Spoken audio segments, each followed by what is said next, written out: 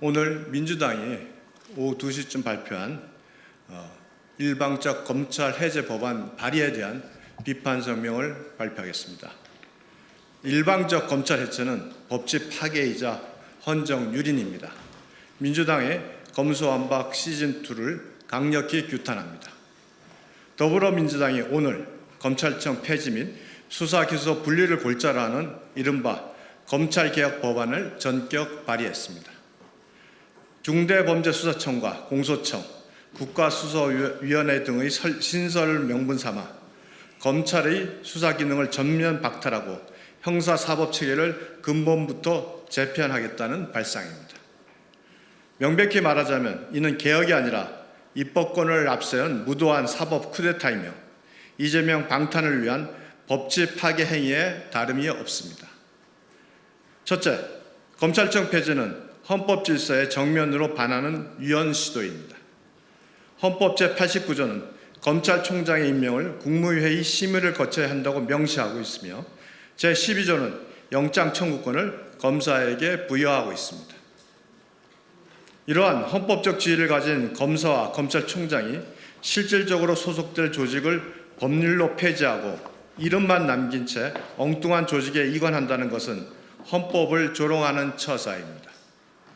개헌 없는 검찰청 폐지는 명백한 헌법 파괴 행위입니다. 둘째, 수사, 기소의 강제 분리는 형사사법의 근간을 무너뜨립니다. 수사와 기소의 성질상 기계적으로 분리하는 것은 실체적 진실을 발견하는 데 비효율적입니다. 입증 곤란으로 무죄율이 증가하고 그 피해는 고스란히 국민께 돌아가게 됩니다. 진흥화, 조직화, 대형화는 중대범죄에 대응하기 위해 수사와 기소를 융합하는 것이 국제기구, 독일, 프랑스, 미국 등 사법 선진국의 최근 추세입니다. 셋째, 민주당의 검찰 해체 시도는 이재명 대통령 수사에 대한 보복 입법입니다. 검찰청 해체를 시도하는 시점이 이재명 대통령 취임 직후라는 것은 오비일학이 아닙니다. 민주당 의원들이 기자회견에서 이재명 대통령 수사를 정적 제고용 수사, 먼지털이 수사라고 비난하는 것은 그 목적이 공정한 형사사법 정립이 아니라 이재명 대통령 수사에 대해 보복하겠다고 집단적으로 공언한 것으로 보기에 충분합니다. 넷째, 검찰 무력화로 피해를 입는 것은 결국 국민입니다.